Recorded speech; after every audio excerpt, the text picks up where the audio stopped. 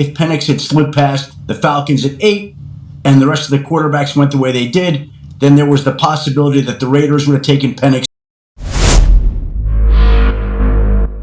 Welcome back, Falcons Faithful. This is Patrick with the Falcons Roost, ready to give you another update on our beloved Atlanta Falcons. Enough of the Penix talk. We plan to delve further into that topic later this week, but until then, let's focus on what the Falcons came away with this past weekend. Austin Stogner, tight end, Oklahoma. Stogner was on the trajectory to become a first-round pick in the 2023 NFL Draft until an injury almost destroyed his playing career. It was for sure crazy. You know, when it all went down, man, it wasn't really, it's like kind of hard to process, like no time to think. But while I was in the hospital, once I got out of the hospital, I knew I was good. I knew there was nothing really holding me back. I was going to make it back no matter what.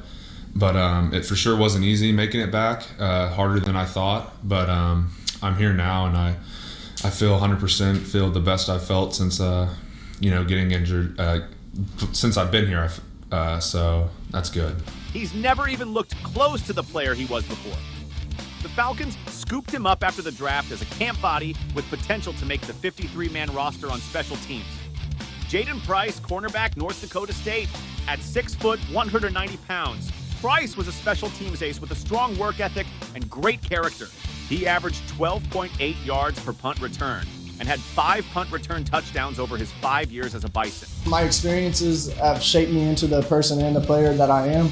So I try and share a lot of those experiences that I've had with young guys, on the field with young guys, and just saying, you'll get a lot of this and you can play this a little more on this side, or just making them feel more comfortable and helping them out. Anthony Sau, cornerback, Mid-America Nazarene. Sau played 17 games with the Pioneers, totaling 64 tackles, 1 sack, 4 interceptions, and 14 passes defense. Injuries limited his 2023 campaign, so he's a long shot to make the practice squad this season. Nolan Potter, offensive guard, Northern Illinois. He was slated to join the Buccaneers' off-season workouts before the Falcons swooped in and snatched him up.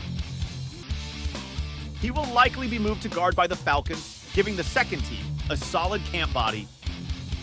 John Paddock, quarterback, Illinois. At 6 foot, 190 pounds, he's an undersized prospect with limited experience. He played in 7 games in 2023, only starting 3 while amassing 1,278 yards, 9 touchdowns, and 3 interceptions. He will be reunited with Falcons' 6th-round pick, wide receiver Casey Washington. Trey Vavell, cornerback, Minnesota State. Vavell played in 25 games over 2 seasons, finishing his career with 52 tackles and 2 interceptions. He also had a punt return and kickoff return for a touchdown.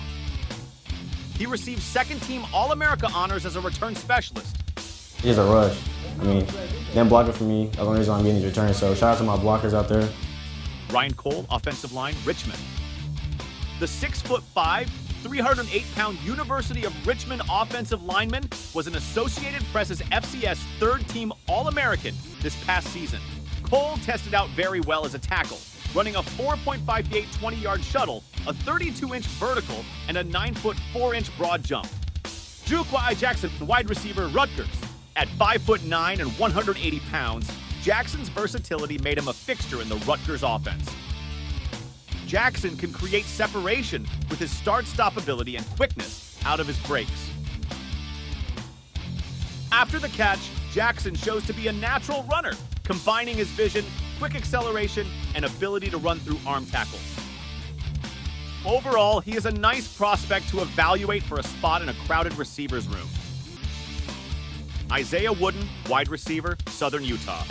At 5'8" and 170 pounds, this small package is a spark of dynamite waiting to explode. In 2023, Wooden managed 14 touchdowns on 63 receptions with a total of 904 yards receiving. He can use his quickness to beat the press, but he will have to rely on it due to his smaller frame. Ryan Sanborn, punter, Texas. Ryan is a phenomenal kicking and punting prospect. Sanborn averaged 45.7 yards per punt, the 7th best single-season average in program history. And that's a wrap on the undrafted class heading to Flowery Branch this spring. So what is your impression of the draft? Were you satisfied with all the moves made by the Dirty Birds? Get in the comments and let's discuss. Don't forget to click that like button and go ahead and subscribe. We have so much more coming this year. Until then, guys, cue the outro